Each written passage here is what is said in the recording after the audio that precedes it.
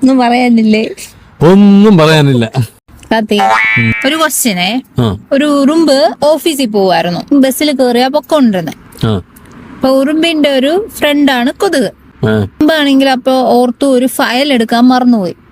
ഉറുമ്പ് ഉടനെ കൊതുകിന്റെ അടുത്ത് പറഞ്ഞു, ഞാനിങ്ങനെ ഒരു ഫയൽ എടുക്കാൻ മറന്നുപോയി എന്നൊക്കെ. അപ്പൊ എന്ത് ചെയ്തു? കൊതുക് പാവം തോന്നി ആ ഫയലും എടുത്തോണ്ട് വന്നു, ബസ്സിന്റെ പുറകെ വന്നു. കൊതുക് ഫയൽ ഉറുമ്പിന് കൊടുത്തു. പക്ഷെ ഉറുമ്പ് അത് വാങ്ങിച്ചില്ല. എന്തുകൊണ്ട്? വെറുതെ ചിന്തിച്ച് സമയം കളയുന്നില്ല നീ പറഞ്ഞു. ഇല്ല, പറ. എന്തിനാ വെറുതെ എന്റെ തലയിട്ട് പൊഴിക്കുന്നത്? എന്തോ ഒരു ഫയലായി മാറും അത്. അല്ല, അറിഞ്ഞോണ്ടാ പറ. ബസ്സിൽ എഴുതി വെച്ചിരുന്നേ കൈയും തലയും പുറത്തിടർന്നു. അതുകൊണ്ട് ഇത്രയും വലിയ ഗതി കെട്ടവൻ ഈ ലോകത്ത് വേറെ ആരെങ്കിലും ഉണ്ടാവും എന്റെ കർത്താവ്. Next question. ഒരു ഉറുമ്പും ആനയും കൂടെ കുളിക്കായിരുന്നു. അപ്പൊ ഉറുമ്പ് ഇങ്ങനെ ഓരോ തവണ മുങ്ങുമ്പോഴും അടിയിൽ നോക്കുമ്പോ ആനയുടെ കാല് കാണാനില്ല. പക്ഷെ മേളിൽ വന്ന് ഉറുമ്പ് നോക്കുമ്പോ ആന കുളിക്കുന്നുണ്ട്, കുഴപ്പമൊന്നുമില്ല, കാലുണ്ട്. പക്ഷെ താഴെ മുങ്ങുമ്പോഴത്തേക്കും കാലില്ല. എന്തുകൊണ്ട്? ആന കരയുന്നായിരിക്കും കുളിച്ചത്. അല്ല, രണ്ടുപേരും വെള്ളത്തിലുണ്ട്. രണ്ടുപേരും വെള്ളത്തിലാണ് കുളിക്കുന്നത്. ഉറുമ്പിന് മുങ്ങാൻ പറ്റില്ലല്ലോ.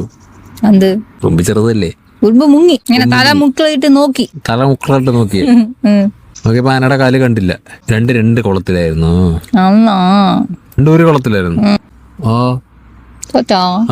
ആന മലർന്ന് കിടന്ന് വിളിക്കായിരുന്നു. ഓക്കെ, ഒന്നും പറയാനില്ലേ? ഒന്നും പറയാനില്ല. ശരി എന്നാ.